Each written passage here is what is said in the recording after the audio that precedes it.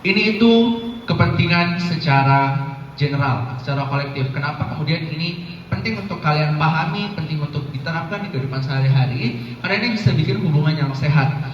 Hubungan apa tuh Bang Misi? Hubungan apa yang sehat kira-kira? Hubungan sehat apa ini yang maksudnya di sini?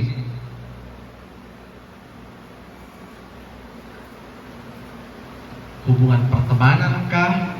Hubungan pacaran kah? Hubungan suami istri kah? Hubungan pertemanan tapi mesra kah? Semua jenis hubungan itu kalian pasti mau jadi hubungan yang sehat. Atau ada yang mau hubungannya tidak sehat? Tidak, oke. Begitu pula dalam meningkatkan kepercayaan dan empati, menghindari konflik dan dasar dari teamwork. Nah, ini nih notesnya di bawah. Kalian lebih sering salah paham sama orang lain karena isinya yang salah atau caranya menyampaikan? Bagaimana maksudnya? Contoh, kasih kak contoh. Ayo, jangan asbun doang. Apa? Kenapa? Kenapa kalian merasa lebih sering salah cara yang menyampaikan daripada isinya yang salah? Tadi sudah ada contohnya loh. Dari depan saya sudah kasih visualisasi dan ilustrasi juga. Menurut teman-teman, kayak gimana sih? Kenapa kalian klaim bahwa lebih sering caranya menyampaikan yang salah daripada isinya, isi pesannya yang salah? Ayo, sebelum saya tunjuk-tunjuk lagi.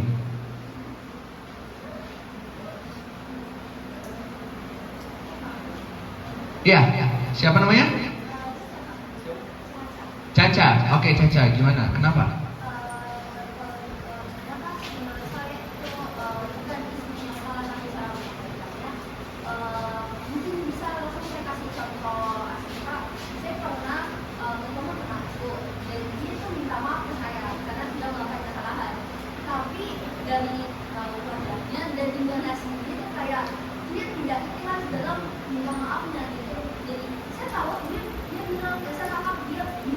minta maaf gitu, tapi yang saya rasakan dia itu tidak betulan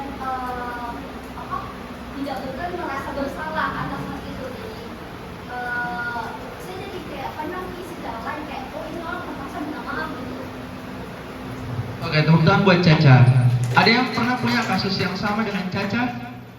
Kayak ada temannya kalian minta maaf terus, yo sorry nah kemarin begitu sih. Padahal nakasih rusak mobilmu. Ada yang pernah merasa seperti itu?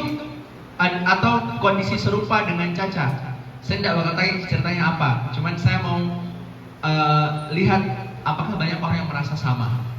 Ada yang pernah merasa atau dalam kondisi yang sama dengan Caca tadi? Jangan ngangguk doang, angkat tangan dong. Kalau tidak ada, berarti kondisinya tadi cuma Caca yang merasakan. Angkat tangan yang pernah merasakan kondisi yang serupa. Oke, pernah. Ini warga-warga depan ini tidak pernah merasa begitu. Tidak pernah. Oh, berarti komunikasinya lancar terus. Oke, masya Allah. Terima kasih. Iya, jadi kenapa cara menyampaikannya itu perlu diperbaiki, teman-teman? Karena meskipun kadang kita coba pakai sudut pandang dari temannya Caca tadi. Who knows, ternyata temannya Caca ini ikhlas, sebenarnya ikhlas ya. Kita tidak boleh suzon sama orang, tapi saya ngerti maksudnya Caca. Dia ikhlas, tapi unfortunately di hari itu si temannya Caca ini lagi sangat amat bad mood, tapi dia merasa penting, saya harus minta maaf sama Caca. Kalau saya tidak minta maaf hari ini nanti saya jadi baku bombe terus. Tapi saya tidak mood hari ini, minta maaf saja deh. Yang ditangkap sama Caca jadinya seperti itu. Itu adalah sebuah contoh visualisasi bagaimana cara menyampaikan itu sangat berpengaruh terhadap isi pesannya. Toh? Oke, next. Ya. Nah, ini saya mau teman-teman usahakan mulai sekarang setelah materi ini, jangan deh, mulai sekarang, benar-benar sekarang. Jangan bicara untuk terdengar bijak, tapi bicara untuk membuat orang lain merasa berarti. Karena kalau kita cuma sekedar bicara, banyak orang sekarang yang ngomong itu pengen merasa benar. Itu namanya pseudo intelektual. Kalau di psikologi kita ada namanya fenomena pseudo intelektual. Apa itu pseudo intelektual? Dimana kalian berbicara ke orang menganggap dirinya kalian yang paling benar. Kalian hanya pengen mendengarkan. Ini sekarang banyak nih terjadi di media sosial, apalagi orang-orang yang speak up kemarin tentang kondisi demonstrasi, kondisi negara, itu banyak. Mereka merasa argumennya yang paling benar, argumen orang lain tidak penting, mendiskreditkan opininya orang hanya untuk dia didengarkan. Itu tidak penting. Terdengar bijak itu hal lain, tapi yang paling fundamental dalam komunikasi interpersonal adalah kita bikin orang lain merasa lebih berarti. Kita menghargai keberadaannya orang lain, pandangannya orang lain. Karena dari situlah trust and respect muncul. Oke, next. Secara prinsip harusnya tuh gini loh. Ada 5 hal yang jadi prinsip ya guys. The first one is keterbukaan atau openness, yang artinya berani menyampaikan perasaan dan pendapatnya kalian secara jujur dan terbuka, tapi tetap sopan, ya. That is the first principle of interpersonal communication. Kalian harus bisa untuk terbuka, ya. Karena apa gunanya kalian berusaha, oh iya saya mau ngomong sama ini orang, saya mau bilang kalau saya suka sama dia, tapi yang keluar cuma kamu cantik, udah begitu doang, atau kamu ganteng, begitu doang. Mana tahu, mana itu orang tahu kalau kamu itu sebenarnya suka sama dia? Kan pesannya tidak sampai, kalian belum seterbuka itu ke dia, benar kan? Atau sesederhana kalian merasa tidak suka dengan sikapnya salah satu temannya kalian. Toh misalnya saya punya teman, dia ini orangnya NPD sekali. Tahu NPD? Narsis.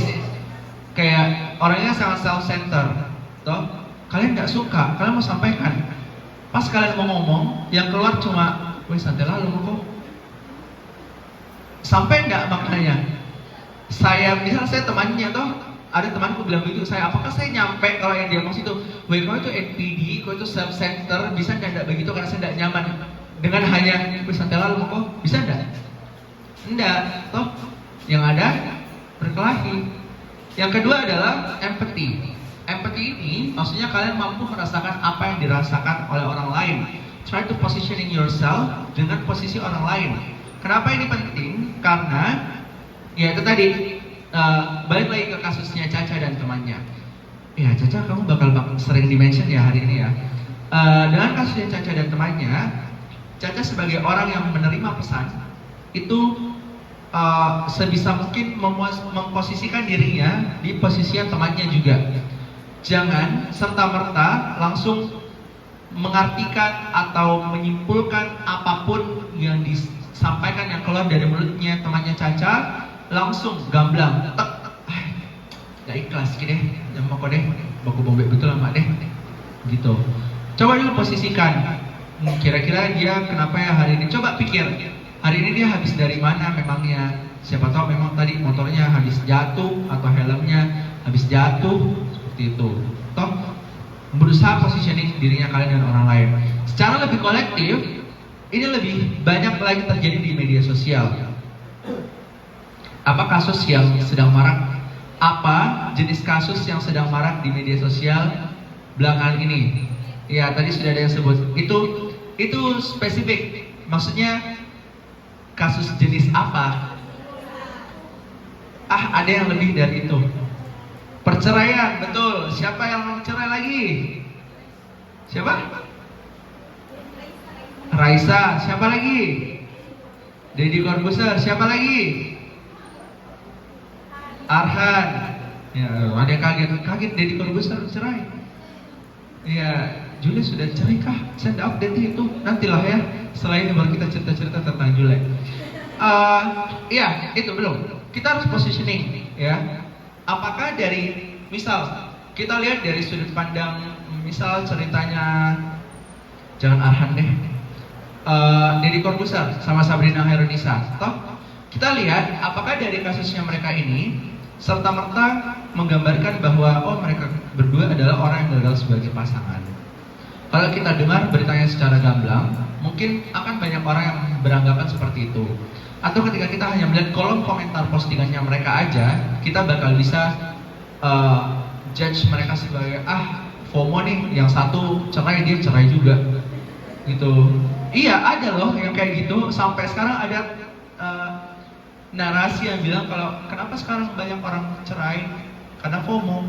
Meskipun tidak masuk di akalku kenapa orang cerai karena FOMO, tapi itu yang muncul. Dan itu salah satu bentuk dari orang tidak mencoba untuk positioning themselves with other people. Ya. Yang ketiga adalah dukungan, supportiveness.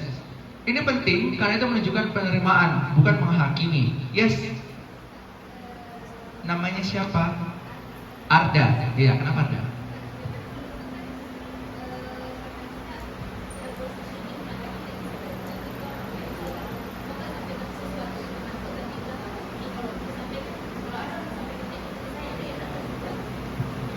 Berarti kan itu ada alasan kenapa ini berurutan.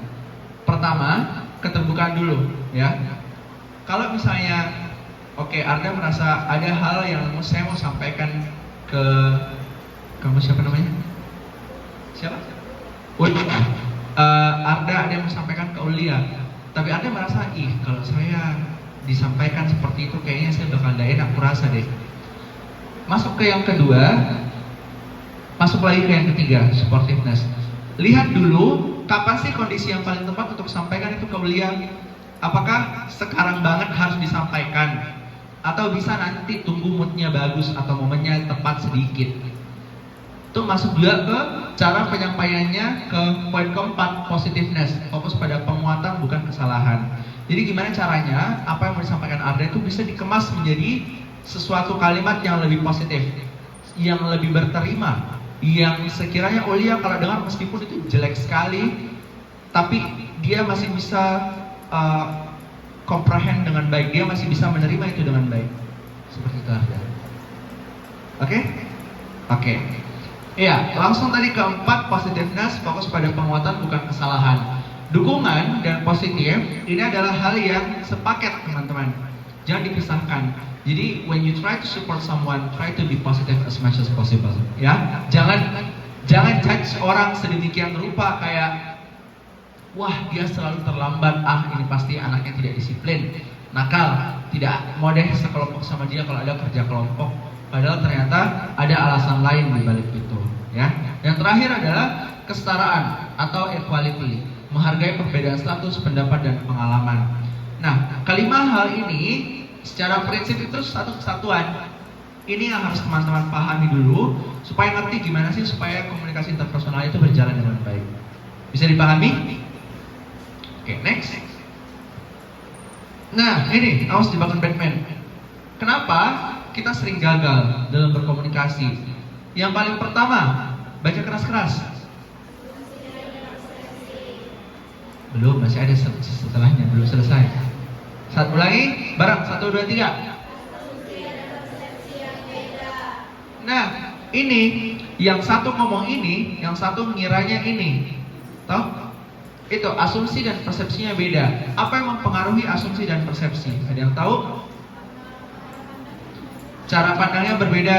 Kenapa cara pandangnya bisa berbeda? Apa? Latar. Pola pikir. Oke, pola pikir. Betul, pola pikirnya beda. Kenapa pola pikirnya bisa beda?